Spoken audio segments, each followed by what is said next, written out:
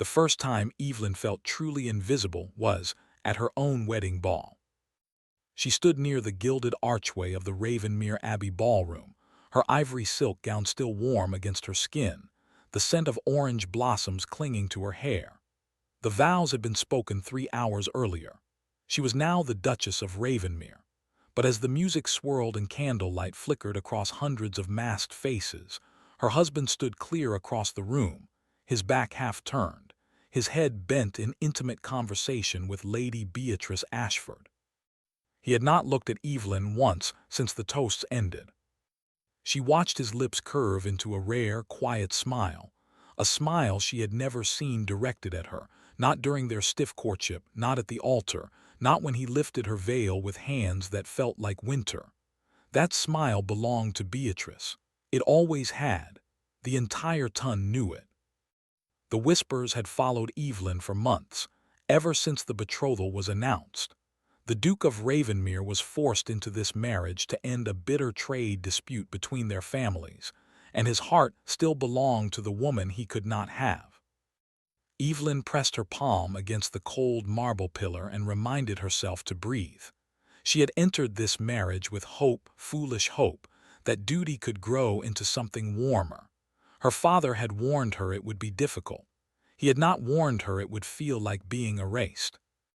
A passing matron glanced at her with pity poorly disguised as sympathy. "You must be so tired, Your Grace. The excitement of the day."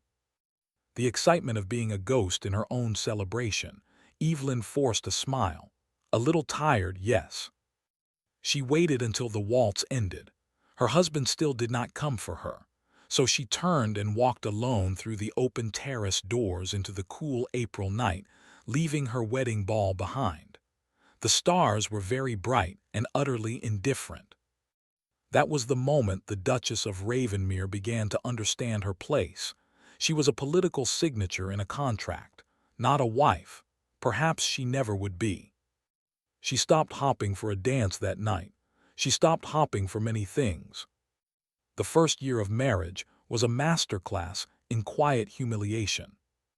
Evelyn learned quickly that Alastair Montfort, the Duke of Ravenmere, was a man carved from restraint. He was never cruel with his words. He was simply absent. He spoke to her about household accounts and tenant matters with the precision of a business partner. He escorted her to social functions because appearances demanded it, his hand resting at her elbow as if she were made of porcelain he was afraid to break, or perhaps porcelain he did not care to touch. At dinners they sat at opposite ends of a table long enough to seat 30, the candlelight emphasizing every inch of distance between them. She asked gentle questions about his day, his horses, his boyhood memories. He answered in monosyllables, eyes never leaving his plate. She once reached across the table to brush her fingers against his sleeve, and he stiffened so visibly that she withdrew her hand and never attempted it again. The staff noticed. Of course they noticed. Mrs. Harlow, the housekeeper, began leaving small comforts for Evelyn, a warm shawl draped over her chair, a vase of early roses beside her bed. It was Mrs. Harlow who quietly informed her that Lady Beatrice Ashford had been a guest at Ravenmere Abbey 3 times since the wedding, always invited by the Duke to ride the estate's hunting trails. "His Grace has known Lady Beatrice since childhood," Mrs. Harlow said, her voice carefully neutral. "Old habits are difficult to reshape." Evelyn understood the unspoken warning. She was not just competing with a memory. She was competing with a living, breathing woman who laughed too easily and touched the Duke's arm with the ease of long familiarity. A woman who had never been his, but who seemed more his wife than Evelyn ever would. Yet Evelyn did not crumble. She was the daughter of a merchant family that had spent 2 generations fighting for respect among the aristocracy. She had been educated in languages, estate management, and the art of composure. If her husband would not love her, she would at least be useful. She began visiting the tenant farms on the outer edges of the Ravenmere estate, listening to families who had never seen the inside of the great house. She learned their names, their struggles, the coughs that lingered too long in damp cottages. She organized a small fund from her personal allowance to purchase wool and medicine. The tenants began to speak warmly of the new Duchess. The steward, Mr. Blackwood, a stern man who had served the Montfort family for 30 years, grudgingly admitted she had a sharp mind for crop rotations and drainage ditches. Evelyn felt a fragile thread of purpose forming. Perhaps she could build a life here, even without her husband's heart. But hope is a stubborn vine. It clings even to the thinnest cracks. One evening in late autumn, 6 months after the wedding, Evelyn found a letter slipped under her bedroom door. It was unsigned, written in an elegant hand she did not recognize. "You are not wanted at Ravenmere. The Duke married you for your father's shipping routes, nothing more. He visits Lady Beatrice every week. Everyone laughs at your pathetic devotion. Leave while you still have some dignity." Evelyn read the letter 3 times. Then she folded it carefully and placed it in the drawer of her writing desk. She did not weep. She did not confront her husband. She simply added the letter to the growing collection of invisible wounds she was learning to carry. The next morning she rose earlier than usual and walked to the neglected west garden. The soil was poor, the hedges overgrown, but the light was gentle, and for 1 hour she knelt in the dirt and pulled weeds by hand, her gloves forgotten inside. The physical ache grounded her. By the time the sun climbed higher, she had made a decision. She would stop chasing a man who looked through her. She would cultivate her own garden in every sense. She would wait no longer. The first public test of her newfound resolve came at the Fenwick Ball 6 weeks later. It was the social event of the early winter season, hosted by the Marquis of Fenwick in his sprawling estate some 20 miles from Ravenmere. Alastair had informed her they would attend with the same flat tone he used to discuss grain prices. Evelyn dressed with care, choosing a gown of deep forest green that complemented her auburn hair and gave her skin a luminous warmth.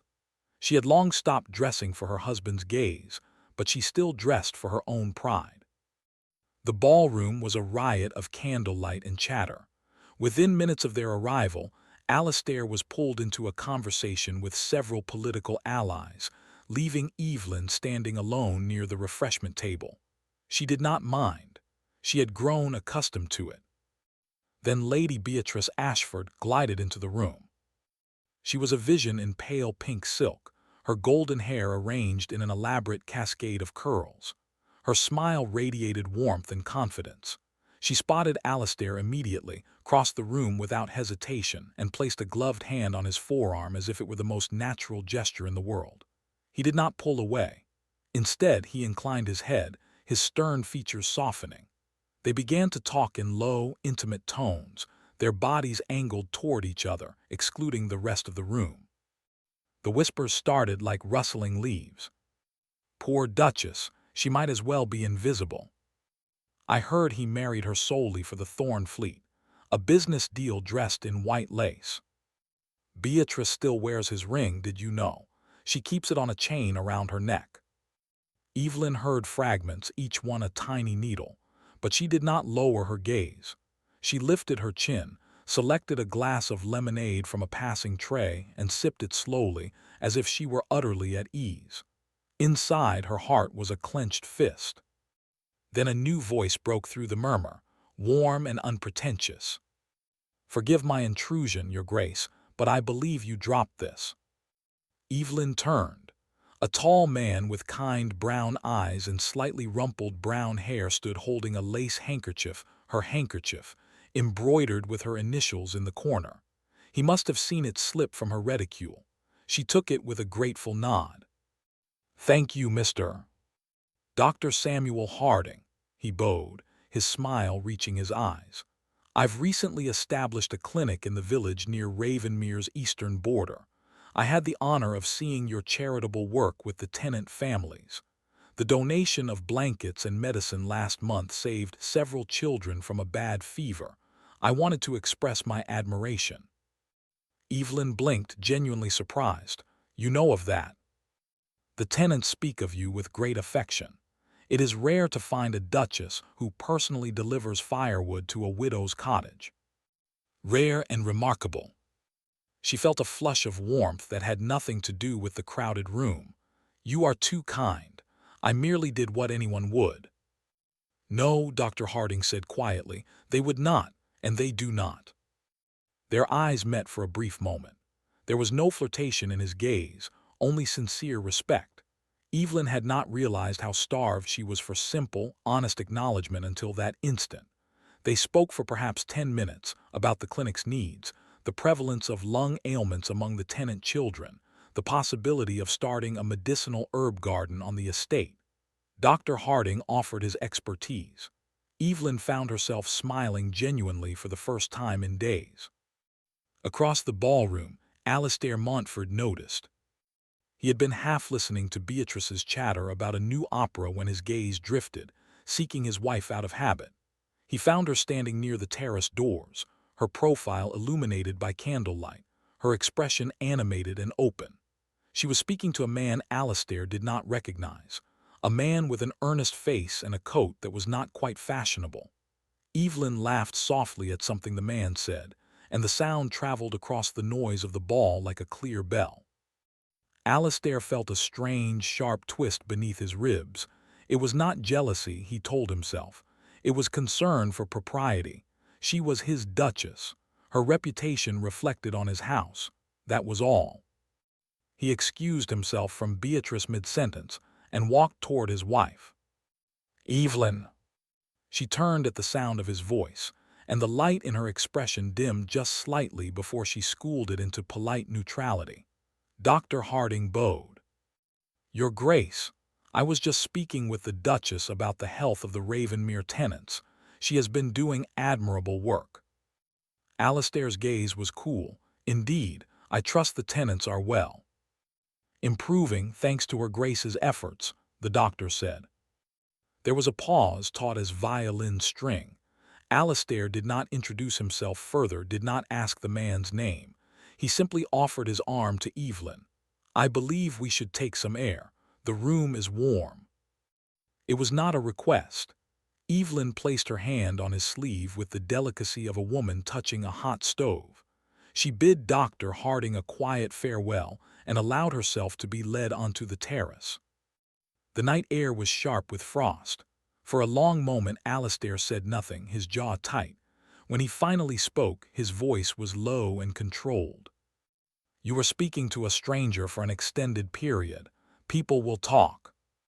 Evelyn looked at him steadily. "People already talk, Your Grace. They have been talking all evening, about you and Lady Beatrice." He flinched, a tiny fracture in his composure. "Beatrice is a childhood friend." "I am aware. I have never questioned your friendships." She withdrew her hand from his arm. "But I will not apologize for having a conversation with a man who showed me basic courtesy. I have done nothing improper." "I did not say you had." "Your tone said it for you." The silence between them stretched, brittle and cold. Evelyn could see the muscles in his throat working, as if he wanted to say something but could not find the words. She waited, hopping, always that treacherous hope that he might soften, that he might offer her some crumb of understanding. He said nothing. So she nodded once, as if confirming a private thought, and walked back into the ballroom alone. Alastair remained on the terrace, the frost biting at his skin, an unfamiliar heaviness settling in his chest. He could not name it. He did not want to name it. He only knew that for the first time, he had watched his wife smile at another man, and it had felt like a door closing somewhere he could not reach. The weeks that followed marked a subtle but irreversible shift. Evelyn stopped waiting for Alastair to join her for breakfast. She ate early, then spent her mornings in the West Garden, which she was slowly transforming with the help of 2 tenant boys and a cartload of topsoil. Dr. Harding had supplied her with seeds for medicinal herbs: chamomile, lavender, feverfew, valerian. The work was physically demanding, but it cleared the noise from her mind. The soil was honest. It did not ignore her. It did not make her feel invisible. She also began spending afternoons at the village clinic, organizing supplies and reading to sick children. The local families grew to expect her visits with warm smiles and small offerings of fresh bread or hand-carved toys.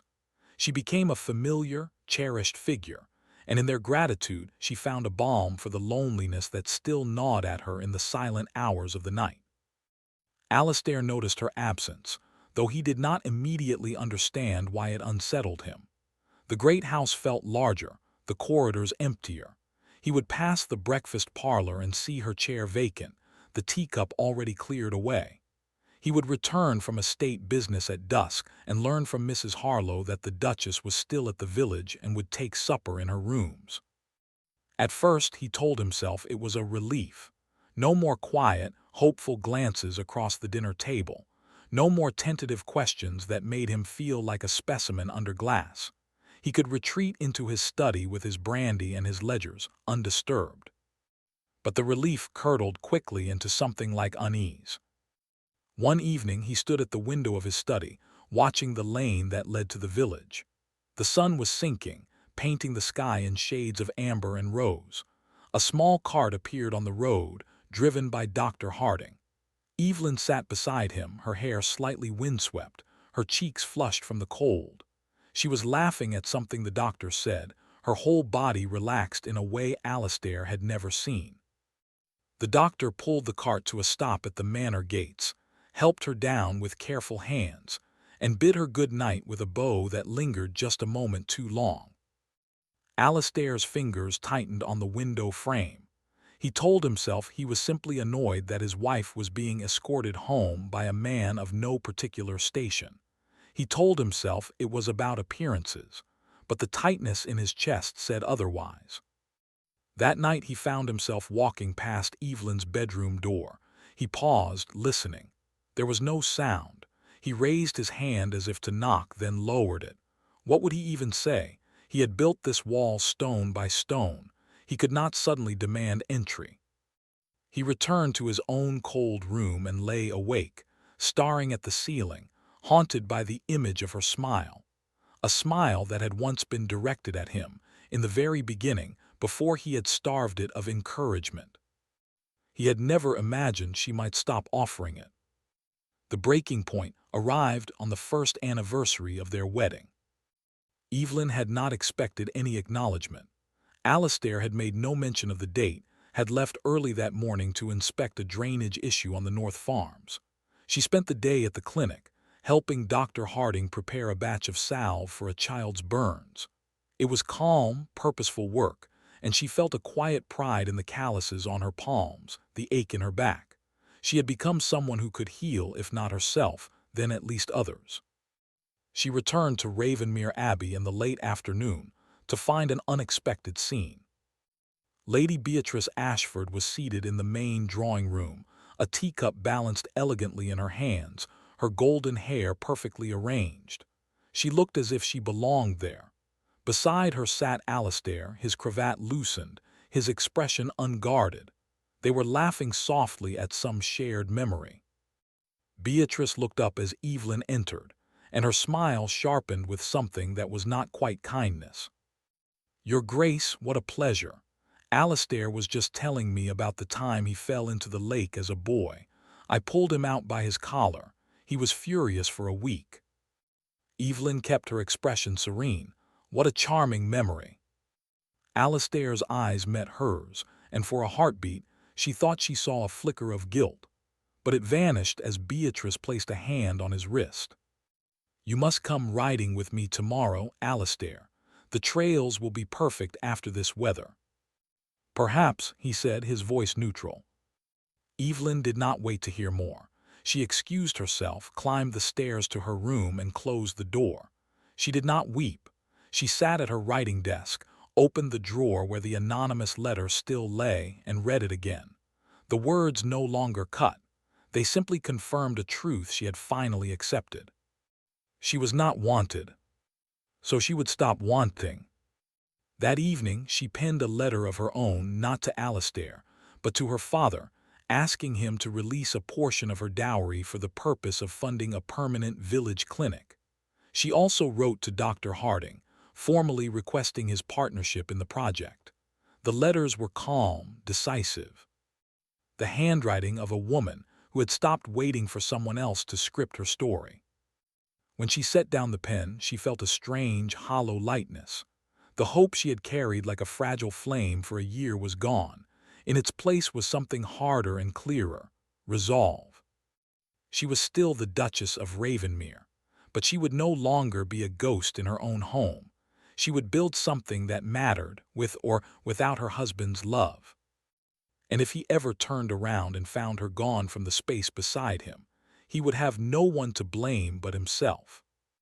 The clinic project moved forward with quiet speed. Within a month, Evelyn had secured a modest building on the edge of the village, formerly a storage shed for wool, and began its transformation. She drew plans, hired local laborers, and spent her own funds on whitewash, timber, and cots. Dr. Harding oversaw the medical arrangements with an enthusiasm that matched her own.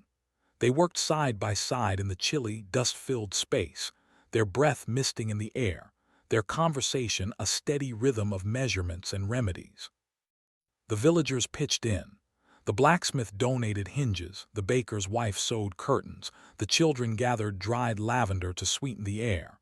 For the first time since her wedding, Evelyn felt part of a genuine community, not a gilded cage. She laughed more. She slept better. The hollow ache in her chest did not disappear, but it was slowly being filled with purpose. Alistair, meanwhile, observed from a distance. He was not blind. He saw the carts laden with supplies leaving the estate. He saw his wife return in the evenings with dirt on her hem, and a brightness in her eyes that had nothing to do with him. Mrs. Harlow, in her gentle way, mentioned that the Duchess had not dined in the great hall for a fortnight, preferring to take simple meals in her sitting room with ledgers and architectural sketches spread around her. "She seems well, Your Grace," the housekeeper added, very focused. The word "well" should have reassured him. It did not. Alistair found himself lingering near the village road more often, fabricating reasons to ride out. He told himself he was inspecting estate boundaries, but his gaze always drifted toward the half-renovated clinic. One afternoon, he saw Evelyn standing on a ladder, a paintbrush in her hand, her auburn hair escaping its pins. Dr. Harding was steadying the ladder, one hand resting lightly on its side, the other gesturing upward as they discussed the placement of a shelf. There was an easy intimacy in the way they spoke, a shared language of purpose. A cold, unfamiliar emotion coiled in Alistair's gut. He recognized it now. It was jealousy, raw and jagged, and it made him feel foolish and furious and strangely vulnerable. He wheeled his horse and rode away before either of them noticed him, but the image burned behind his eyelids for hours.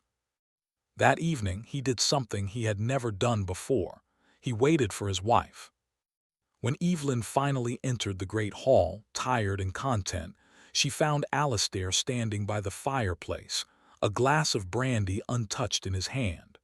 The room was dim, the candles burning low. He looked like a man wrestling with a difficult equation. "You're home late," he said.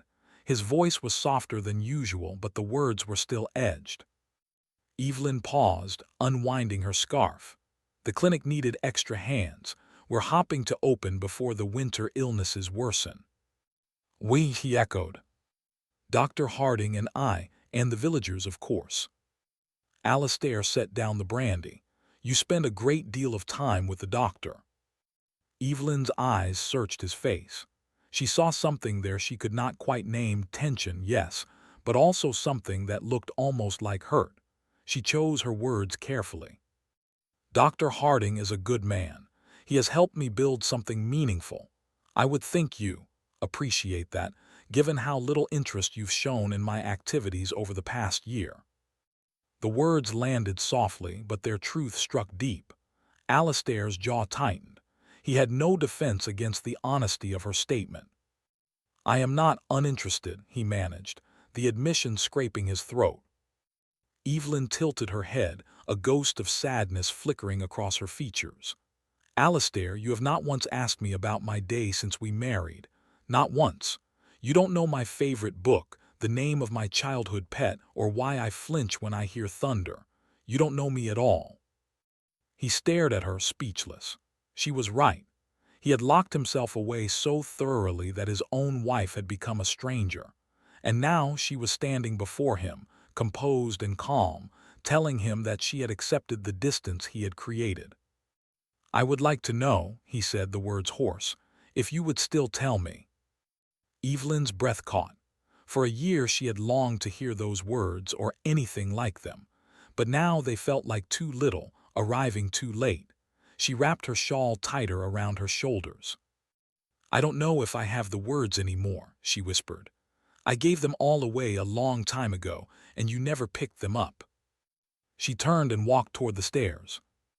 Alistair watched her go, the weight of her words pressing down on him like a physical force. He had spent 12 months building walls. He had never considered that she might eventually stop trying to climb them.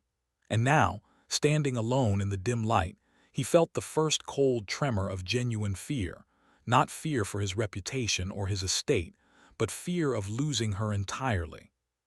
The fear tasted like regret.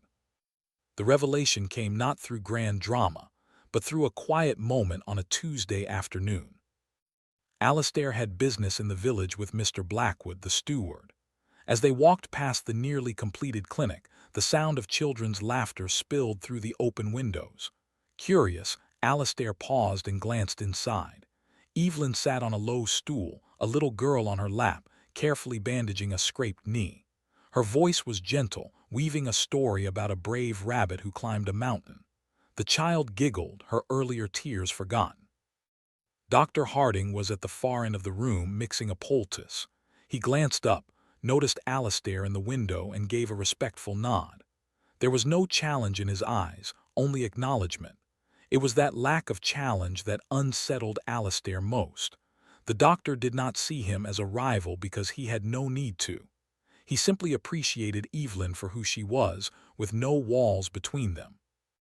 Alistair stepped away, his heart pounding inexplicably. As he walked, Blackwood, who had observed the exchange, cleared his throat.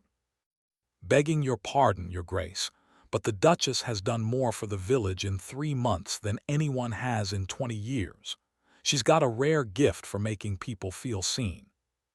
The steward hesitated, then added quietly, "I've worked for this family since your father's time. I've never known anyone to serve the estate so selflessly. It would be a shame if she were not equally valued within its walls." The words hung in the air. Alistair said nothing, but they burrowed deep. That evening he found himself standing in Evelyn's private sitting room. She was not there. The room smelled faintly of lavender, the same lavender she grew in the garden. On her writing desk lay a leather-bound journal left open. Alistair knew he should not look. He looked anyway. The page was dated 3 weeks earlier. "The clinic roof is finished. Samuel says we can begin accepting patients next month. The children are already calling it the Duchess's house. It is strange to feel useful again. Some nights I still ache for a love I thought would save me, but I am learning to save myself. I think this is what healing feels like. I am not waiting anymore. I am becoming my own home." Alistair read the words twice, his throat tight. The phrase, "my own home," cut him deeply. She had made her home here, but not with him. He had left her so alone that she had learned to be whole without him. He closed the journal gently and left the room. For the first time in his adult life, Alistair Montford, Duke of Ravenmere, felt the sting of tears behind his eyes. He did not let them fall.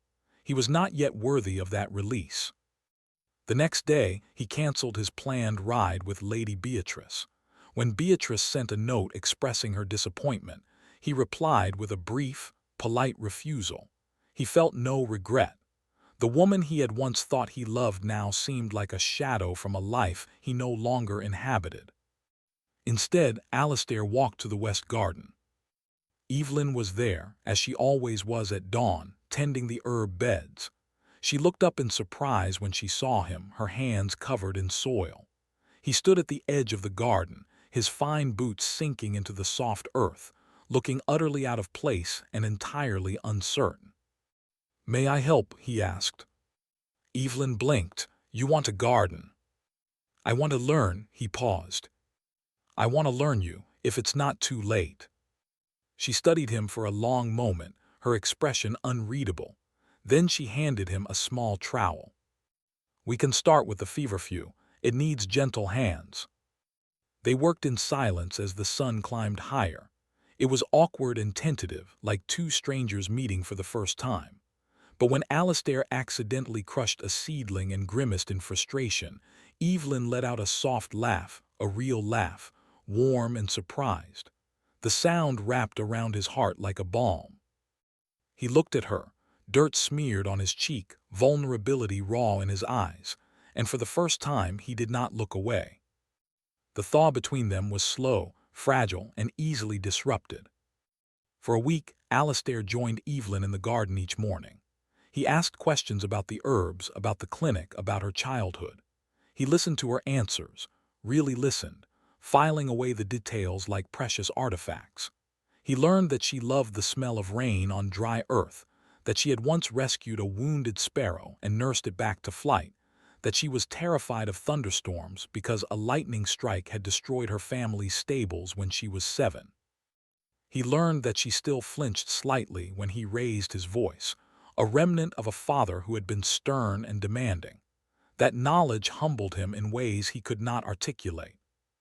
But old patterns die hard. One evening, a political ally of Alistair, Lord Cecil Whitmore, arrived unexpectedly for dinner. Cecil was a man of sharp wit and sharper gossip, and he brought with him his sister, a young woman with speculative eyes. At the table, Cecil remarked casually, "I saw your Duchess at the village clinic with that doctor fellow. Quite the devoted partnership, isn't it?" The comment was layered with innuendo. Alistair felt the familiar surge of defensive coldness. Instead of defending his wife, he retreated into his old armor. He made a dismissive remark about charitable projects and changed the subject. Evelyn, seated nearby, heard every word. The small light that had begun to grow in her eyes dimmed once more. Later, in the corridor, she confronted him. "You could have said something. You could have defended me. But you retreated as you always do." Alistair's throat worked. "Cecil is a fool. His words mean nothing." "They mean something when my husband does not refute them." Her voice shook slightly, but she held his gaze. "I thought we were beginning to understand each other, but I see now that your pride still matters more than my dignity." She left him standing alone, the corridor echoing with her footsteps. That night Alistair did not sleep. He paced his study, replaying the scene over and over. She was right. He had failed her, publicly and cowardly. The jealousy he felt toward Dr. Harding was not the doctor's fault. It was the symptom of his own guilt, his own neglect. He had no right to be possessive of a woman he had treated as invisible for a year. He sat at his desk and began to write. Not a letter, but a list. All the moments he had let her down, all the words he should have said. The list grew long, and by the time the sun rose, he had made a decision. He would apologize, not with grand gestures, but with the one thing he had always withheld, the truth. He would tell her why he had been so cold.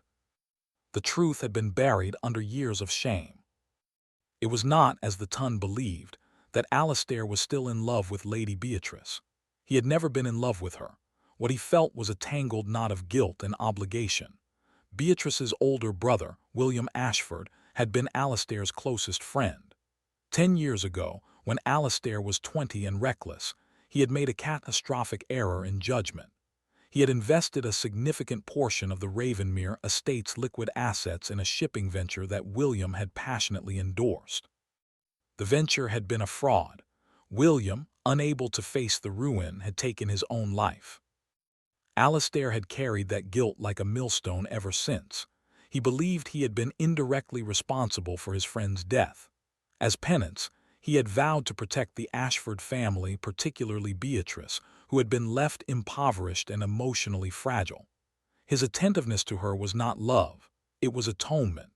But because he could not bear to speak of the tragedy, the world and his wife assumed his heart belonged elsewhere. He had never corrected the assumption because the shame was too great, and he had kept Evelyn at a distance because he believed, irrationally, that allowing himself to love her would be a betrayal of William's memory. He had turned his grief into a prison, and he had locked her out of it. But watching Evelyn slip away, watching her find fulfillment without him, had cracked the prison walls. He could no longer let his past suffocate his future. He asked to speak with her in the library the following morning. Evelyn arrived with her hands clasped, her posture guarded. She had not slept well either. Alistair stood by the window, his back to her at first, gathering courage. When he turned, his face was stripped of its usual mask, raw and open. He told her everything. He spoke of William, the investment, the note his friend had left, the terrible silence that followed. He spoke of his vow to support Beatrice, not out of love but out of a desperate need to atone. He confessed that he had been afraid that if he let himself love Evelyn, he would be betraying a dead man, afraid that he did not deserve happiness, afraid that she would see the brokenness inside him and recoil. "I pushed you away because I was a coward," he said, his voice cracking. "I told myself it was duty, but it was fear. I was afraid that if I let you in, you would see the ruin I caused. I was afraid to deserve you." Evelyn listened without interrupting. When he finished, her eyes glistened, but her voice was steady. "You let me believe I was unwanted. You let the world believe I was a fool. You were not protecting me, you were hiding. All I ever wanted was the truth, Alistair. I would have carried it with you, but you never gave me the chance." "I know." He stepped closer, his hands trembling at his sides. "I know, and I am so terribly sorry. I cannot undo the year I wasted. But I can promise you this, I will never hide from you again. I will never let a day pass without showing you that you are seen and valued and loved." The word loved hung in the air, fragile and fierce. Evelyn closed her eyes, a single tear slipping down her cheek. She had dreamed of hearing that word from him, but dreaming and receiving were two different things. "I don't know if I can trust it yet," she whispered. "My heart learned to protect itself." "I will earn that trust back," he said. "Every day, however long it takes, I will plant it in the garden alongside your herbs. I will water it with patience. I will not run again." She opened her eyes and looked at him, really looked, and saw not the cold, distant Duke, but a man stripped to his core, desperate and sincere. The walls she had built around her heart trembled slightly, but they did not fall. Not yet, but a crack of light shone through. She nodded slowly. "Then we begin slowly, with honesty, with small steps." Alistair exhaled a breath he felt he had been holding for a decade. "Small steps," he agreed. In the weeks that followed, Alistair kept his word. He accompanied Evelyn to the clinic not as a spectator but as a helper, rolling up his shirt sleeves and hauling supplies. He learned the names of the villagers, sat with sick children, and allowed himself to be humbled by their gratitude. Dr. Harding, far from being a rival, became an unexpected ally, recognizing the Duke's genuine change and offering friendship. Alistair also publicly distanced himself from Beatrice, not with cruelty but with gentle honesty. He explained his past and his need to heal, and though Beatrice was initially wounded, she eventually accepted the truth with a grace that surprised him. She had never loved him either, it turned out. She had only clung to the safety he represented. Both of them were finally set free. And Evelyn slowly, cautiously began to let him in. She did not fall into his arms overnight. The trust was rebuilt in small moments: a shared cup of tea in the garden, a walk through the autumn woods where he held her hand without speaking, an evening where he read aloud from her favorite novel and stumbled over the French phrases until she laughed and corrected him. The laughter was the true medicine. It stitched together the torn places in both of them. On the second anniversary of their wedding, Alistair took Evelyn to the West Garden at sunset. The clinic was thriving, the estate was peaceful, and the garden was no longer neglected but bursting with color and life. In the center, where once only weeds had grown, a new stone bench had been placed, carved with a single word: together. He knelt before her on the soft grass, his knees pressing into the earth like a supplicant, and took her hands. "I loved you too late," he said, his voice thick with emotion. "I should have loved you from the very first moment, but I swear, for the rest of my life, I will love you enough to make up for every lost day, if you will still have me."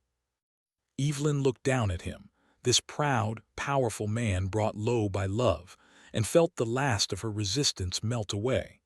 The cracks in her heart had widened enough to let him in completely. "You are not too late," she said, pulling him to his feet.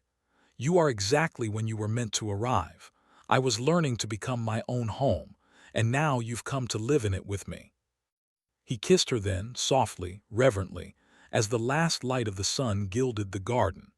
It was not a kiss of desperate passion but of profound relief, a homecoming after a long exile. They stood together in the garden, surrounded by the herbs that healed, and began the quiet, joyous work of building a life where neither was invisible, neither was alone, and love was no longer a distant dream but a living, breathing thing they tended side by side. And the villagers, when they heard of the reconciliation, said that the Duchess's garden had finally bloomed in the Duke's heart as well, and that Ravenmere Abbey had never known such peace. The whispers of the Tun faded into irrelevance, replaced by a story far more enduring, the story of a woman who found herself, and a man who found his way back to her just in time.